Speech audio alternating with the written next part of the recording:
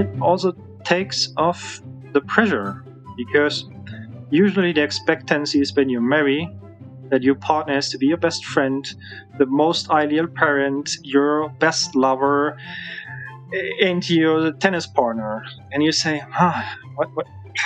A lot of responsibility, right? Welcome to Normalizing Non-Monogamy, the podcast where we interview incredible people from across the entire spectrum of non-monogamy to hear their fascinating stories.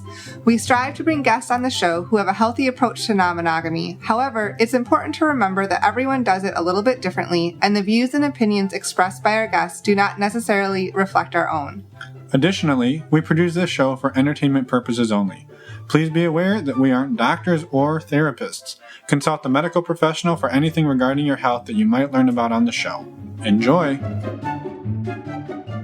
Welcome to episode 175. We're Finn and Emma, and today we have a wonderful interview with Axel. He does a beautiful job blending poly and swinging and BDSM throughout his life, and it's just, I love this interview. It's amazing. Yeah, it's a great conversation, and he's also written a book called Rethinking Relationships, and the book is coming out in a couple of months. His website, his pre-launch website, was up. It doesn't seem to be working right now, but he said it's going to be back up in a day or two. I think it's the hosting service, so check back if you want to sign up for that. Links to that are in the show notes for our show over at normalizingnonmonogamy.com. And just, as Emma said, this conversation is amazing. The sort of his approach to non-monogamy and the way he got into it has really helped him rethink his entire life and his approach to everything. And so we're really excited for the book, and we're just really excited to get this interview out there. So thank you, Axel, for coming on and for reaching out and for being a part of the community. Yes, thank you so much. We had so much fun talking to you. Also, one other quick thing before we jump in, we wanted to touch on last week's episode because we had Bella and Jason, who host a podcast and website called For Our Play. Again, links will be in the show notes. But they've put out a ton of games and merchandise and all of that stuff. And they gave us a discount code, and we forgot to put it in we forgot to mention it last week because whatever, life is crazy. But anyway. And this was from last week, episode 174. Yes. So if you want to check all that out and get a little bit of a discount, use the discount code NNM as in Normalizing Non-Monogamy, and you'll save 10%. And that's all I have on that one. Okay. Other few quick announcements. Our next virtual meet and greet is April 17th. That's a Saturday from 9 to 11 p.m. Eastern or 6 to 8 p.m. Pacific.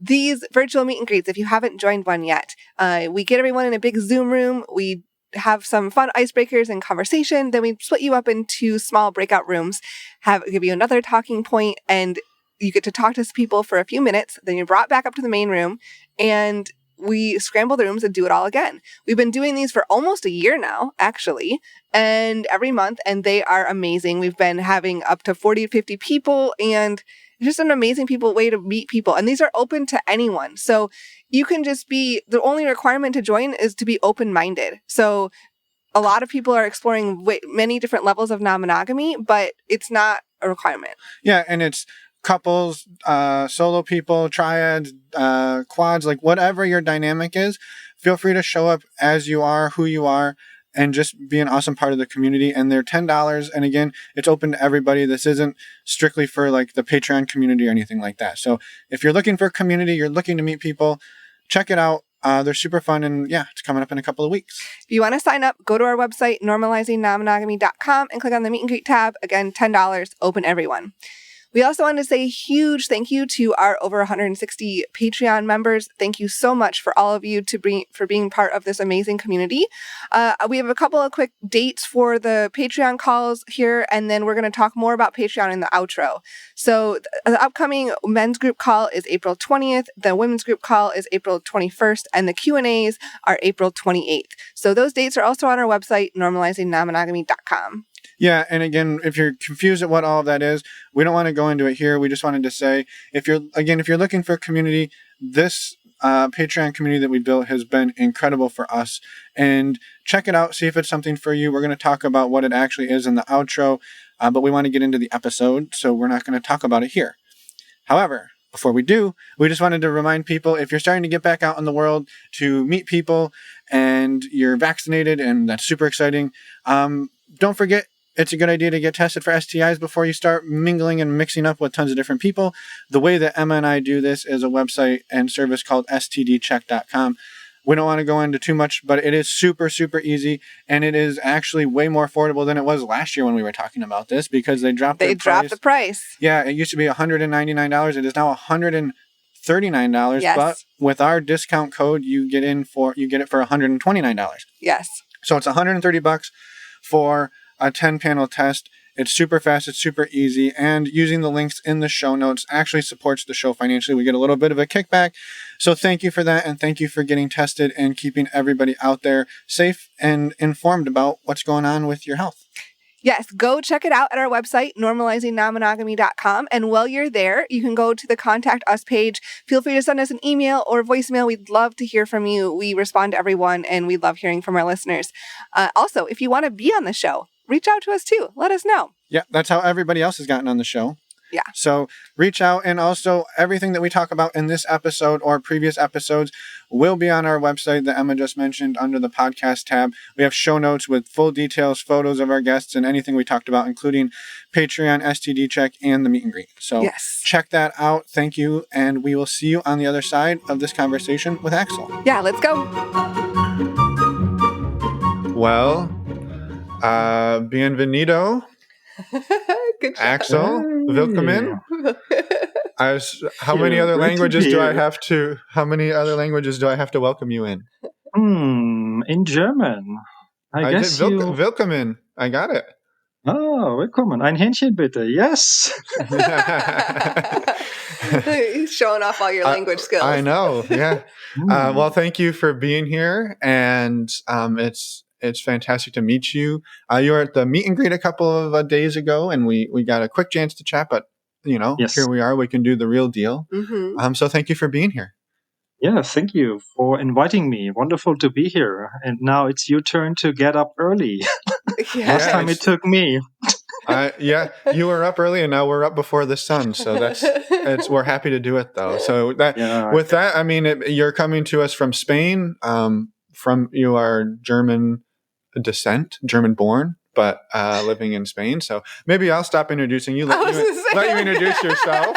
And well, okay, let's start from this point, right? What does a German in Spain, right? You're probably right. Yes, I can see it from your faces. The reason is the relationship, right? So here we go. So the reason why I moved like 15 years ago from Germany to Spain, I fell in love back then, and I met my wife. So in one of those moments, the question came up, what do we do now, right? Who goes from where to where?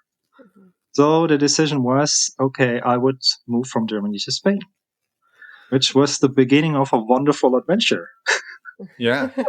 Yeah. Well, and maybe backing up just a little bit, do you mind just introducing who is Axel, so people kind of have an idea of who they're talking to, and then we'll dive back into your relationship with your wife, and maybe a little bit about how how you two met and what that dynamic looked like. And I'll stop asking too many questions at once, because you're just on a roll. It's early in the morning. You can't stop talking.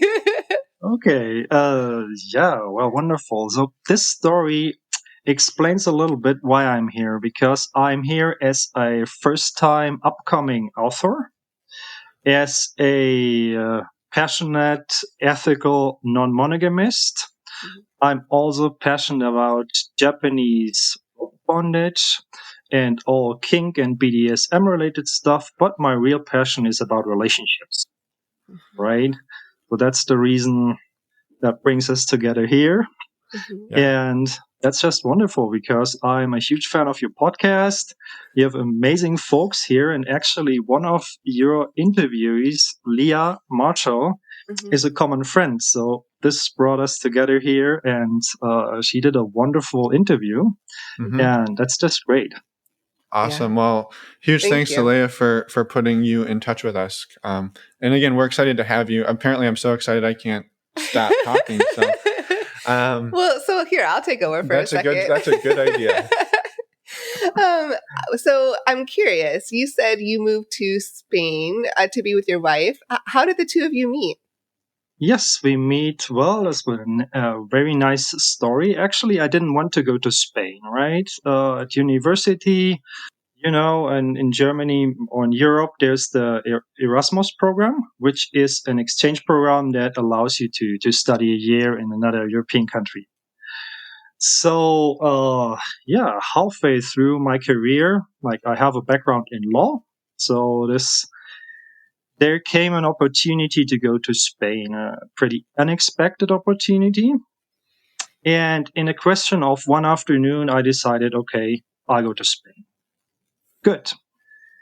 Next thing, I would have to learn a little bit of Spanish. That would not be bad. I had no idea about Spanish. So, okay. And for this reason, I went to a small city to, studying Spanish, and came then back in, the end of the year 2003. And for some reasons, I ended up at a place living, and my wife as well. So it was the classic romantic love story. When I arrived, she was actually opening the door, looking, and yes, it was love at first sight. Of course, being in 2003, the next part was a little bit more complicated, because if you don't speak the language, you have to get very quick with the dictionary. Like no Google apps, no Google Translate available back then. Yep. Okay, So when you met your wife, she did not speak German and you did not speak Spanish. So the two of you had to try to learn each other's languages as fast as possible. yeah, exactly. So I learned Spanish incredibly fast. You had motivation. Yeah. I had motivation, and I loved Spain, and I loved everything so much. Okay, so that was the decision to change from Germany to Spain. And so then we had a big wedding, like with a huge family. Here in Spain, people love to have fiesta and everything, big family, good food. Yeah, and everything wonderful. And at that point, I thought, okay, well, probably with this part, like moving from one country to another, that's already enough adventure for a lifetime. We could leave it there, right? I'm guessing no. All right. Based on the fact you're on a podcast about non-monogamy. Yes. So, well, okay, then what happened? We got married. Wonderful. Everything fine. And then we entered in a dynamic. Well, okay, I had to change my job. So suddenly I had to move to Madrid on a daily basis. Lots of stress at work. We became parents. And, those took a slight hit on our relationship. And, well, all of a sudden, we noted there was already something going on. And at one given moment, I heard the most dreadful words from my wife: honey, we have to talk. Please sit down. Yes, so she told me, I'm falling in love with someone else. And that was already a pretty intense moment, right? But she had given thoughts about it and say, okay, but I also want to be with you. Wow. So, and this will also mean that you have the possibility to be with others. Wow. Think about it, right? And this was just like my whole world was shaking, and I was completely with a blend of emotions. I didn't know where my head was, where my feet were. I was completely, confused, with fears, with jealousy, with excitement, with what is going on here, right? Yeah. And so this was one thing. And on the other side, at this moment, I had no idea that something like polyamory existed. Right. But I didn't know that I was polyamorous by orientation. I just had a gut feeling about it, right? Because normally when you marry, you say, okay, now this means monogamy, right? Now it's time to settle down and these kind of things. So in this moment, this was just like the beginning of a journey, right? I was like, okay, it feels right for me. I had no idea, no resources. Like some people are lucky. They find your podcast early, or I have heard other journeys that, okay, they started out reading a lot of books and then starting a journey very careful with a team of psychologists, coaches, guides, specialists, friends, role models, supporting community, and it's more like a smooth introduction, right? But well, our introduction to non-monogamy, or in my case, was just like someone throws you in the water and then make the best out of it. Yeah. Yeah, you have to try to swim. Well, and had Yes. your wife, I mean, it sounds like your wife didn't know anything else other than like, I love you and I love this other person. And now we have to figure out how to make it work. Yes, definitely. This is how we went through it. So, Right.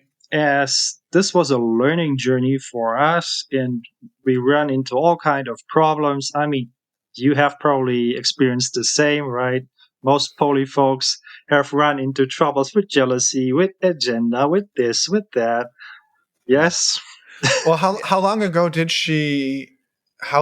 this conversation happen that she sat you down? Oh, this was like, I guess 6 years ago, something like that. 5-6 years ago. 6 years ago. Yeah. So it's been a little bit of a journey. Yeah.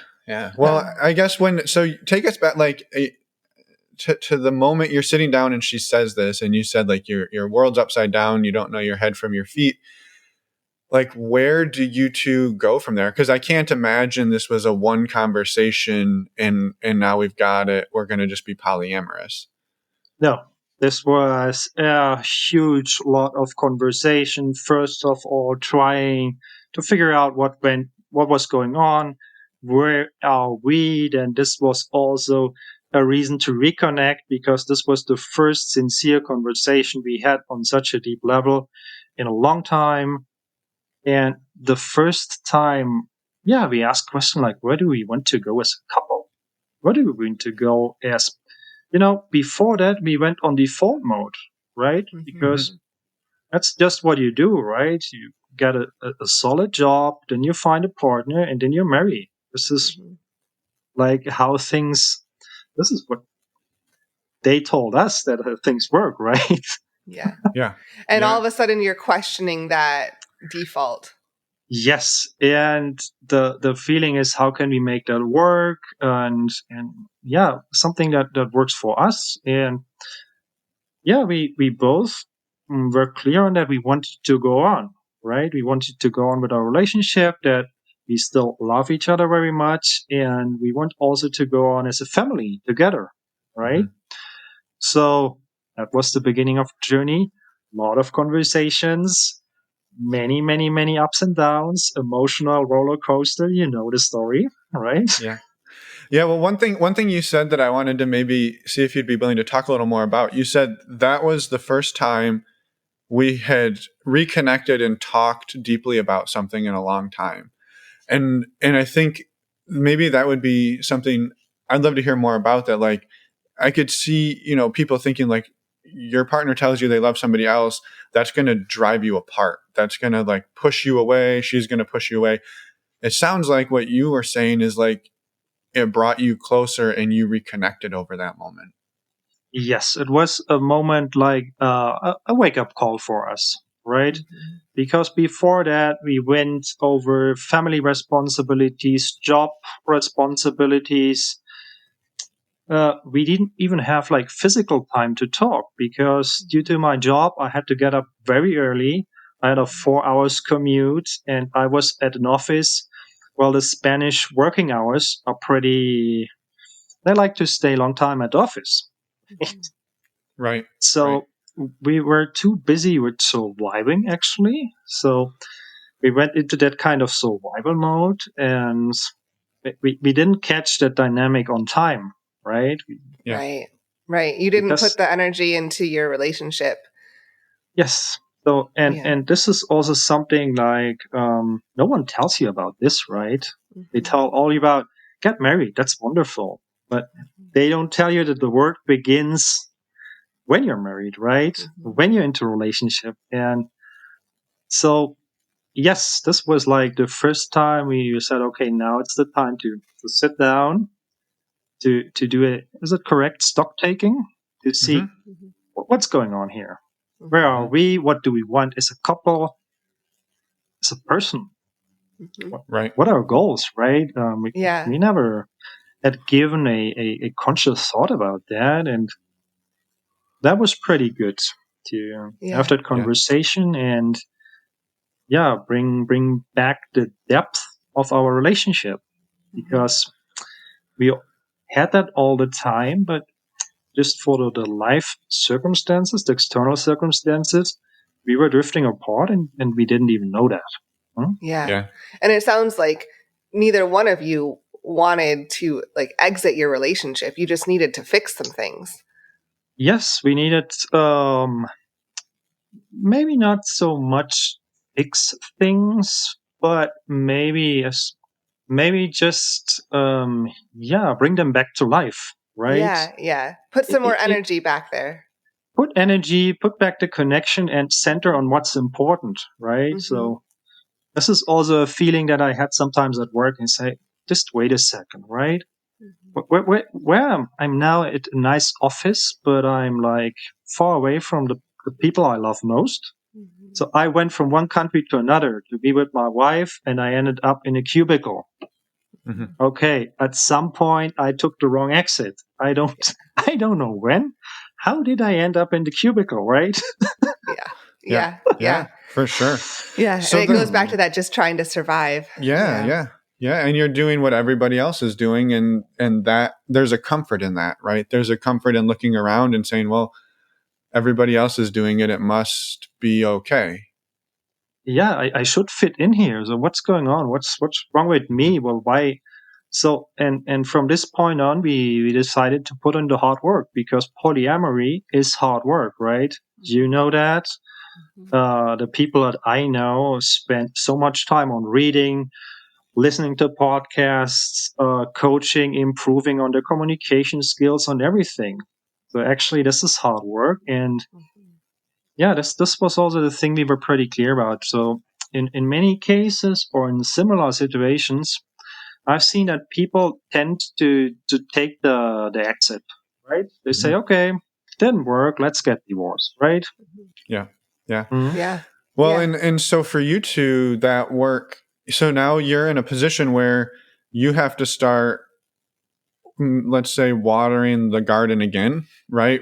Putting a lot of energy back into your relationship, while at the same time she's in love with somebody else. And I think maybe that's a little bit of a different twist than we've heard, where a lot of times people come together and say, well, let's open our relationship. And now that we're open and we started finding our better communication, we started working on us, we got everything in order, theoretically, or at least we think we did.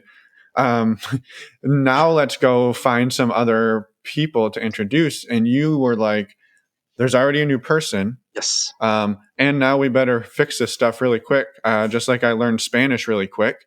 We better start. Yes. We better start getting our act together. And that's just a very interesting and I imagine challenging thing to go through. Yeah. Yes. So and that's also one of the reasons why I decided to put it together as a book, because I said, okay, there is a chance, just if we take a look at statistics, right? That, I mean, the other day I was looking about the divorce statistics, right? There's a 50% chance of divorce. Like every second marriage goes to divorce. Yeah. So I said, well, chances are that there are more people out there that would maybe need some roadmap or something like that, because I couldn't find anything. Right now, I find amazing resources, amazing stuff, but I had to do the work, right? Finding it out, digging deeper. Like, for example, going to your podcast, like listening to the episodes and finding in those episodes the gold nuggets and say, okay, wow, here's another insight. Wow, okay. So now they're even if like no relationship is equal to another, but Most people run into the same challenges. Aha. Okay. Oh, attachment. Interesting. Oh, communication. Aha. Oh, a new hack to survive jealousy. That's a good one. I'll write it down here, right? Yeah. Oh, nice. Yeah. Mhm. Well, thank you for doing that work, because that's huge. Yes, I was gonna and say. how did those first days, weeks, months, Go. year go with you and your wife and the other person she's in love with? It Go. we survived. Let's we survived, Hey, right? that's a win. That's a win. That's a Yeah, win. That's a you're still win. here. You're still together. At this point, it was definitely a win, right? Against all stakes, it worked out. Don't ask me how it worked out. It worked out. Of course, some days better, some day worse. Lots of sleepless nights, some headache, some heartache. But finally, we started to learn, right? I also had to do a lot of inner work, right? Because this journey faces you or brings you into inner feelings that are really uncomfortable to face, right? I don't like myself at all if I'm jealous. Mhm. What's going on here, right? Until you start learning, okay, that's just a feeling. It's an uncomfortable feeling, but it's just a feeling. Say, okay, good. And then I could reduce like those moments from being. I remember sometimes I had so like a few days of being jealous, or this to slowly reduce that and say, okay, it won't go away, but yeah, you can manage that. And so this was a slow and hard learning process. Yeah. Mhm. And at what point did you start to think, well, maybe I could now find somebody else? I feel safe enough, I feel confident enough and comfortable enough to like maybe start looking for another person as well. Well, this was a process that started slowly because I first of all had to get used to the idea, right? Because I had in my mind the idea that once you get married, then that's done, right? And so I first of all had to get comfortable with the idea. Say, okay, now I have the permission to do that. Then I had to give myself permission to do that.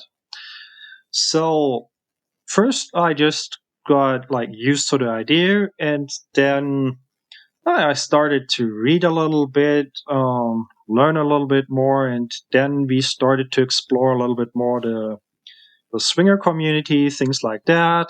Also, like starting out, reaching out together, and yeah, this was like one of the aha moments of my life. Right, first time entering a swinger club was like, wow, a strange feeling of being at home. What's going on here? Where has this been my whole life? Yeah. Where has this been? Actually, it was fun because, yeah. Have you ever been to Berlin? You have been to Stuttgart, right? Have you been I've to been Berlin? to Berlin. I have not. So I will say this. I accidentally found myself in Berlin during Pride weekend. Oh. And I wound up in the Pride, not like in the Pride parade, but like Adjacent. for anybody who's ever been to this, like it's basically a giant oval that circles like right in front of the Brandenburg Gate. Mhm. For like the entire week. It's just this mass of people that just like swarms in a giant oval over and over and over. And there's like floats and it's insane. And I wound up somehow accidentally in the middle of it. I was not there. Yeah, Emma was not there. So that was Okay. that was my Berlin experience. So to answer your question, we have not been to any of the clubs. Hmm. Yeah, so that was fun thing. We found a really nice place, like a really great place. But then when we actually, yeah, we called them up, I guess. Okay, can we come? Yes, okay. Okay, you're now on the list, so you can come. We went to the place, and it was like eccentric place, but we went out there and said, okay, this does not seem like a very welcoming area to go here walking by night, right? And we took a look like at Google and said, okay, so this must be the place here. An office space down there, fitness center, storage space. Aha, Yep. where do we enter? Aha. Oh, a freight elevator. Welcoming. Yeah, we're starting at, okay, let's get out of here, right? Let's get out of here. Okay, well, let's take a look. Where is going? Number 5. Okay, well, let's see what happens. Let's. And we went there, and there was a heavy steel door, like red, and then very friendly, like they opened, like, I don't know, a little bit the door, and were very friendly and welcoming, and we could take a look inside and say, okay, this seems like a normal place, right? It was just Let's go hard to get inside. to. Yeah. Let's get, yes, yeah. But this was like the extra emotion, and inside it was wonderful, right? Because it was the first time we went out like this, and said, no problem, just feel comfortable, just watch what's going on, just have a drink here. That's how things go over here. And so, yeah, inside it was beautiful. They had a really nice bar with candles. The barman was dressing like a suit, black tie, everything. Oh, and people were just normal people. Big surprise. Right. Very friendly people. And yes, they even took care of, like, you could have like homemade dinner there. Wow. They had put like a small room where you could just have some food, so you didn't have to worry at all about anything. So, wow, that was nice, amazing experience. I was Yeah. gonna say, that sounds like an amazing first experience at a club. Yeah. Way better than ours. So. Yeah, tell me more about yours. Come on. That's a much longer story than Pride Weekend in Berlin. So it sounds like when you first opened up your relationship, like it was full, and it has been a journey full of challenges. And like you said, there's been some sleepless nights and working through those emotions. But how have the two of you seen each other grow in this dynamic? Oh, in many senses, right? First of all, through the new skills we had to learn, through the inner work we had to do, like the handling the emotions, like going through that, then questioning ourselves, what do we really want, right? Like in my case, is law really what I want to do for the rest of my life? Or is there something else that we could do, right? So these kind of things, started like a profound learning experience, and in my case, also on practical levels, right? Right now, for example, as a rigger, I'm getting training from a school from Tokyo, right? So Yeah. so even there, like the technical skills improved a whole lot, right? Yeah. Things like that, and that's just wonderful. Yeah. Yeah. And there's actually a piece of that I want to touch on in a minute, but go ahead. Go ahead. Saying. I wanted to ask you, it sounds like the BDSM world is something that you have slowly started to discover through this whole journey, correct? Yes. So how was that, right? I had even no idea about it would have any talent for things like that. It was actually a partner from a friendship from the swinger world. Was having, hey, well, maybe you would be a good fit for this place. And she sent me to an amazing place we have in Madrid, an amazing BDSM place, right? Really nice club, really nice dungeon. And the owner, a good friend of mine now, he is like the gentleman, dominant, very calm, very educated. And so I went there, and it was again the feeling of being at home. Yeah. Yeah, that's amazing. So what's incredible to me is that you started with the journey with your wife coming to you and saying that, this is what's happening, and I want you both. I want this other person and you in my life. And that took you aback a little bit, of course, as it would to anyone. However, you've been able to embrace it. And you said, like, you've had these moments of feeling like you go into these spaces and this coming home. And that's incredible and I'm very happy that you've had that experience and that both of you have been able to go on this journey together. Yes, it was wonderful. Like, it was a blessing in disguise because, like, the starting point was, okay, if we trust statistics, we're about to divorce, right? Like, fast forward several years. Now I'm into 2 more wonderful relationships. Our marriage is still surviving, which is pretty good. And if you would have told me like a few years before that I would do Japanese rope bondage and full body suspensions one day, I would say, "You're crazy, right?" Me? No. And look at you But now. yes. So this is like, one of the biggest breakthroughs here. So this is something Yeah. that's completely wonderful, right? Yeah. Yeah. I had 2 kind of questions. The first is so you said that you and your wife started exploring like the swinging world. Was that sort of what you two agreed on as like the safe next step, or did she continue to explore the love she had for this other person, simultaneously to you two starting to explore it together? Oh, good question. Good question. So I don't know. Should ask my wife about this.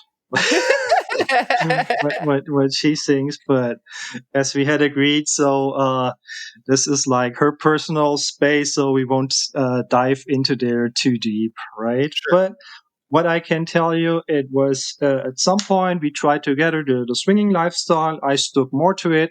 My wife finally decided it's not her cup of tea. Mm-hmm. It's nice, but she prefers other kind of relationships. Right.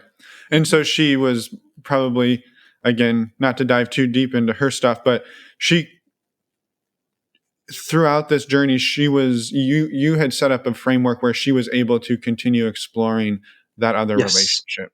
Okay. Yes.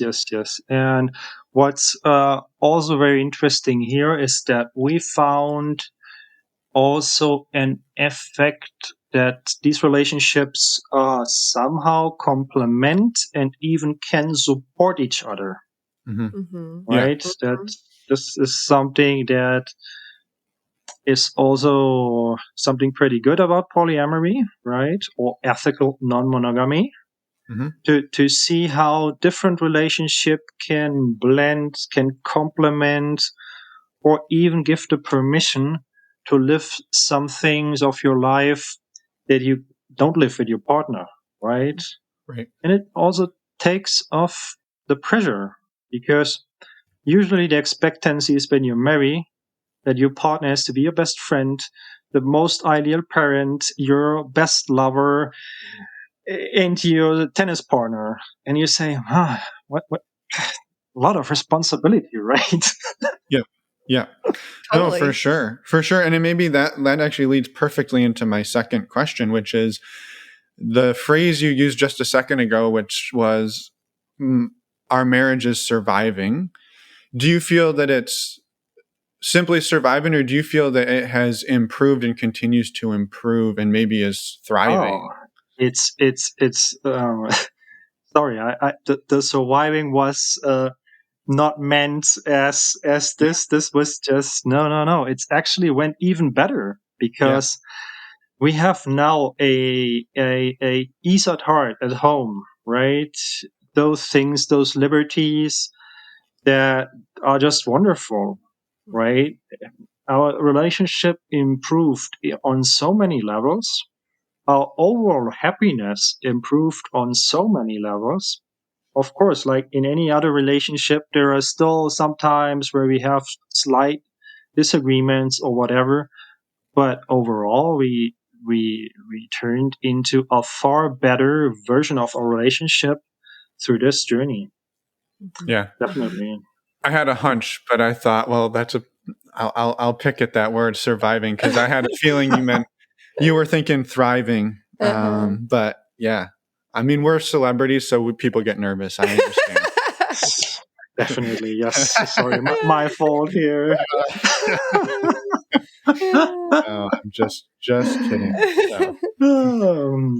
I'm curious, how in your life, how open are you with other people, your friends, family, about your relationship dynamic? That's depends on the degree of openness of friends and family, right? Because some people want to know more, and others might not want to know more. So in this case, well, I'm trying to be open if someone approaches me, but not to overwhelm others with things they might not want to know. Yeah, Yes, exactly. That's a very fair answer. Yeah. And maybe that a follow up to that is you've lived a large portion of your life in two different countries, two different cultures.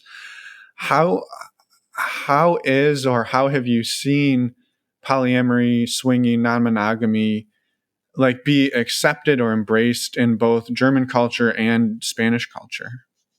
That's a good question, because actually I have friends and lots of contacts in both worlds, right? So I have, through the BDSM world, interestingly, I made a lot of friendships in Germany, right? I was long years slightly disconnected from Germany. And then through rope bondage, I went back to Munich, where there is a huge event on rope bondage. It's called BoundCon.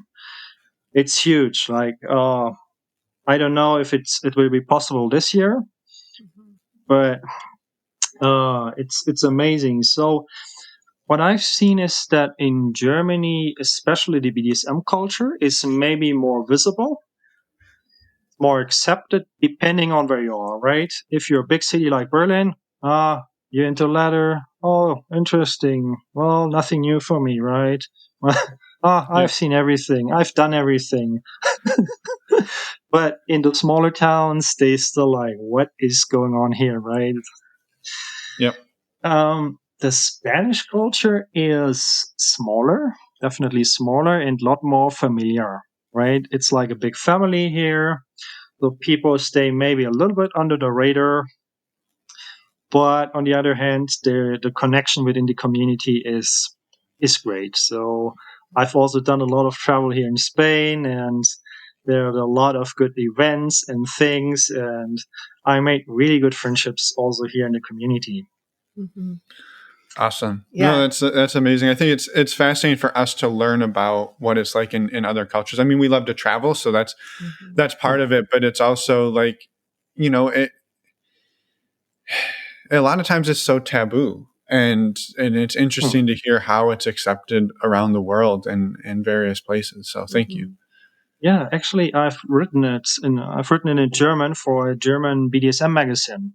I've written a have a fun weekend in Madrid tour guide. So where you combine my passions of good food, good BDSM play, and everything in the city. So you can actually take a walk and do this. So in a weekend, you can have amazing experience, see amazing places. Yes. Wow. So we might have to get the inside tips of how to find that and links, information.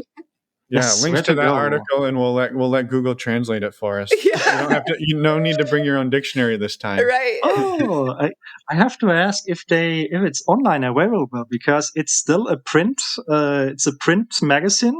Okay. One of the oldest, or at least most important magazines in Germany.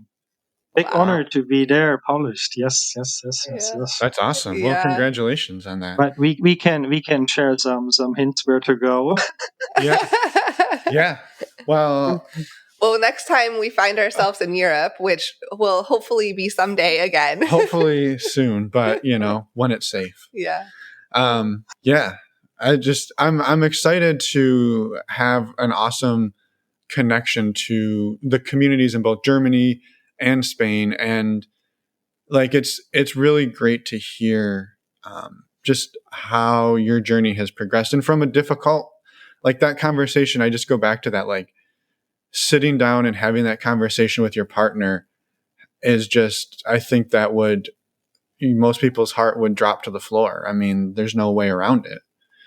Yes, definitely. I was just like, but on the other hand, I thought lots of it, many times about it.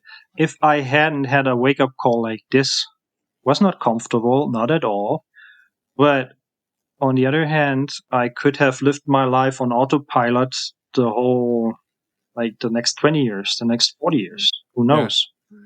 Yeah. And Did it end up you mentioned earlier that you started questioning, do you want to do law? Did it end up impacting other parts of your life other than just your relationship and your new relationships with your partners? Yes, also on a professional level, right? This ended up like, it was curious because I mentioned earlier that I had the feeling of coming home when I went to the dungeon, right? So what's going on here? How can I feel this, right? Strange. But the same thing, the opposite thing happened like when I'm working as a lawyer, right? So like wearing this suit and everything, it just feels like, okay, I'm on a formal level perfectly qualified to do it, but on a gut level, on a feeling level, say, that's not my place. So I also like started to think about it. What can I do? How can I make good use of my time? And also for this reason, I decided to spend time on writing on a book because this was something I always wanted to do. And interestingly, right now, I'm even reconnecting with the law part because I always kept teaching. So there is a interesting connection between law, liberties, and the digital space. For example, like recent cases of MasterCard stopping to provide services for certain content providers, things like that. And these are also very interesting, like from a legal perspective, because like say, okay, like are really payment providers the most qualified folks on this planet to talk about our morals, right? Yeah. Yeah, that's a pretty simple argument, but we don't need to go down that road. Right. Yeah. So that was also something like this, and this moment of awakening of the self. I the other day reading Jessica Fern's book Polysecure. She has a passage about this also, like the moment of awakening of self, and say, well, okay, like one of the other aha moments. This is what happened. Okay, now I understand what happened on here. It's normal. Okay, I'm not the first one. No, you're not the first one. That's normal, right? Right. Those things happen. Right. Well, and in researching your book, and we'll in a minute we'll want to hear more about the book and everything.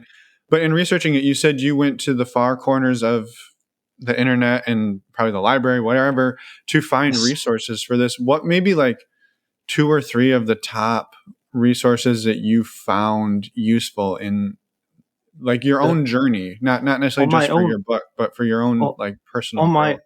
On my personal growth, well, there are so many things what helped me, right? Especially there were a few key moments, right? And if I just mention them, like this does not mean this everything else is not important. It's just so much. Just for example, I had the great luck, just to give you an idea, that I ran into at first when you enter the BDSM world, it's strange because there are protocols, there are things, they're different, and you first have no idea what's going on, right? For example, I had no idea what did mean that a person was wearing a collar, right? Oh, hey, how are you doing? And This person did not answer and looking to another person, and I was just said, what's going on here? Until I learned, this person has a master. And the protocols say that you talk first to the master and then you ask for permission, and then okay, so this was completely confusing for me at first. So I had the big luck to find good friends and mentors. So, and I say, okay, you want me to be your mentor? Well, I don't know, but what I can give you is some reading recommendations.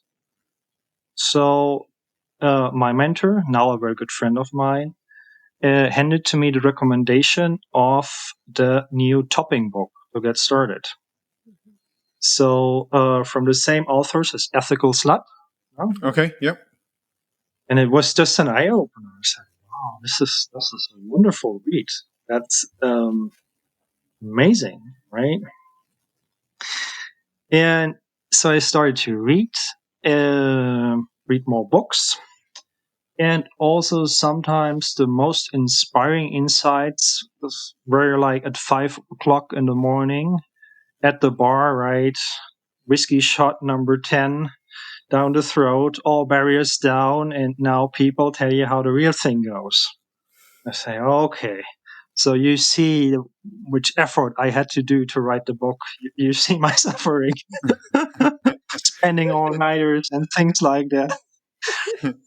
Then I also had like amazing friends, and that helped a lot. And over time, I also found like amazing people within the community. Right, some of them I also interview for the book. Mm-hmm. So, for example, we bring in some insights from Leah Marshall. Mm-hmm. Right, we bring in. I have also Jessica Fern still pending for an interview. So this is something that it's also like took some time to find out the right people, or at least people where I had a good feeling about and say, hey, that's interesting, or this is a perspective that's really helpful. So at least, or this is the team that I would have like 5-6 years ago on my side. Still would have been complicated, but right, I could have reached out to them and just, okay, or Kitty Chambers, like talking about jealousy, right? Okay, so there's this system how to handle that. There's a community, there's a support network, right? All that kind of stuff that I have it now. I wish I would have it had earlier, because then I would probably have made the journey a little bit less time, with less heartache, with less headache. But hey, at this moment, I didn't have anything of that. Yeah. Yeah. Yeah. No. Well, thank you. Yeah, thank you for sharing all of that. I had one other question too. So throughout your journey, and it sounds like where you're at now, you have you have partners, which is more of polyamorous dynamic. You've been to swing clubs and you've been in the BDSM world. And I wanted to so many people keep those very separate. And I wanted to see if you could describe or discuss how you found a blend between those three. I'll find the blend. Well, this is true. Some people keep things very separate, right? They think, no, we just do swinging, hide the whip. Where are you going with the leather stuff and the ropes? No. Other people, for example, that are in the swinging world, they're interested, they're curious, for example, about rope bondage. Say, okay, that's nice to see, right? And in the BDSM world, same thing. Some people are very, very, very, how can we call it? Puristic? Is that a word? Is this an English word? Yes. It's good enough. We know what you mean. Anytime somebody from another language is speaking English and they get close enough to a word, I'm good with it, because we know how difficult that is. Okay. Yes. So there are the people that have found the one true way, and true BDSM is whatever. Fill in the blank space. Because whoever you ask, they will tell you something totally different. But other people, they just say, okay, well, I have my BDSM personality is this, but I also enjoy swinging and I also enjoy this. And so they have like different facets, and there are like, when you dig a little bit deeper, the people are, yeah, maybe more open, and there's maybe more fluidity between those worlds than it seems at first sight. Yeah. No, I like that. And it's fun to hear from somebody who does blend those worlds, because we Right. have talked to people who are they pick a lane and they stay in it. Well, there's nothing wrong with that at For all. sure. It's just interesting For sure. to hear about someone who has found that blend that works best for you. Yeah, so this is something also like that comes with a certain ease of heart, right? Because sometimes they're like, also with my partners, I have a slightly different dynamic with each of them. Like with one of my partners, we're more focused on rope bondage. With my other partner, we're more focused on a domination submission dynamic. But at the end of the day, like it's like about having a good time, right? Yeah, exactly. Exactly. Yeah. That's all what I agree. Yeah, we're I all mean, looking for in life yeah. is to enjoy life. Yeah. We wanted to give you the opportunity to talk a little bit more about your book and where people can find it, and what stage is it you're at right now. And what's the basis of it, right? Yes. It's not just about BDSM or just about swinging or polyamory. Exactly. So right now, the book is basically the distilled learning from my own journey, right? So it's not written as an autobiography, but I just wanted to focus on the things I was running into, right? So from handling like your partner falls in love with someone else, right? Lesson learned from that, here we go. Then opening up the whole transition, the process, and even starting to explore more, to go beyond marriage, right? And to, yeah, to explore a little bit. So that's the personal journey turned book. And in order, because for many things, I just could give like my personal life lessons. I also reached out to other people that are amazing and can bring in helpful insights, right? Because I'm on the practitioner side. I'm not a coach. I'm not a psychologist, but there are amazing people out there. And I found really gems there about better communication, handling jealousy, about like solo polyamory, things like that, which are amazing, or also other relationship models, right? Because not everyone starts at the same point where I was starting out, right? So that's in there. And also like resources, other stuff that can help, but set from the perspective that what would have been the book that I would have loved to hold in my hands like 5-6 years ago, right? And talking about what stage it is, it's almost finished, which means so it's the first time I write a book. That's also a learning experience. It's amazing because, well, I learned a lot about cover design. Now we have an amazing cover, right? Really beautiful. So I learned a lot about design work. The content is written and already proofread. That's important because I'm not a native speaker, so this has to go through professional hands because everything else would not work. So right now it's in the stage of beta reading. So some people are going through it and say, "Hey, what are you meaning here? Or this does not make sense. Why are you talking about this?" Ah, well, okay, those smaller, tiny little changes. And I'm still having some last interviews. And also doing the interviews, like you're already familiar what is like doing the interview side, but then you have to transcribe it, then you have to edit it, and then you have to put it in where it fits best. Things like that. Things like this. So I hope to have it out in 2 to 3 months, but publishing is an adventure and there's still like things to figure out, like how to publish it on Amazon, like get the format rate, set everything up. So those little things, but yeah, it's actually written. So Yeah. the big part of the work is done. Yeah, it's Congratulations. congrats, and That's it's super amazing. exciting. And you, just to be clear, like you wrote the book is in English, correct? And so Yes. that's impressive. Yeah, I haven't written my first Spanish novel I know. yet, so. That's speaking from someone who struggles with learning language but has tried. It feels very impressive. So to that point, though, we will have links in the show notes for the pre-launch information, and then once the book launches, we will go back and we'll swap those links out for links to where people can purchase the book. So just for anybody listening who wants to find it and find out more information, we'll have links to your website and all of your information there. And yeah, I mean, just thank you so much for coming on, Axel. And it was great fun. Thank you so much.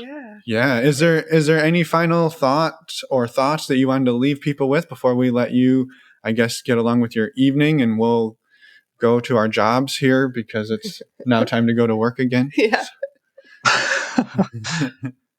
Ease at heart. That's the thing. That's the biggest lesson here, to enjoy the journey. And also that's one of the key takeaways, that give yourself permission to explore, to make mistakes, and just do that. It's worth it, right?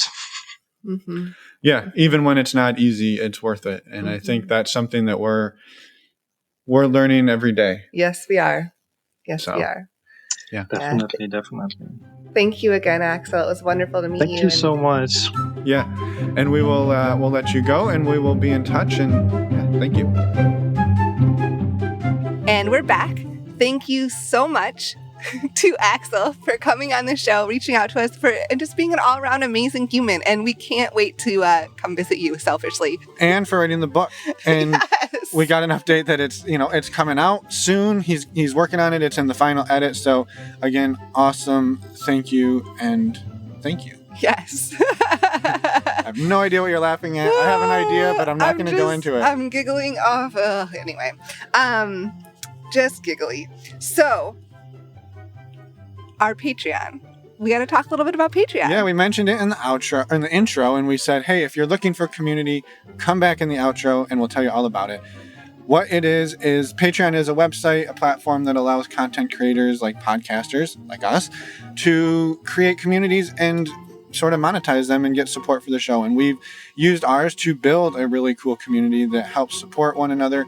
We do monthly Q&A, we do men's calls, we do women's calls, and these calls are open to anybody and everybody who feels safe and welcome. Again, this community is open to anybody who's, not even just exploring non-monogamy, just anybody who's looking for awesome community of open-minded people. Come check it out, see if it's for you. You can sign up for just a month, see if it works, and if not, feel free to cancel. We don't get offended.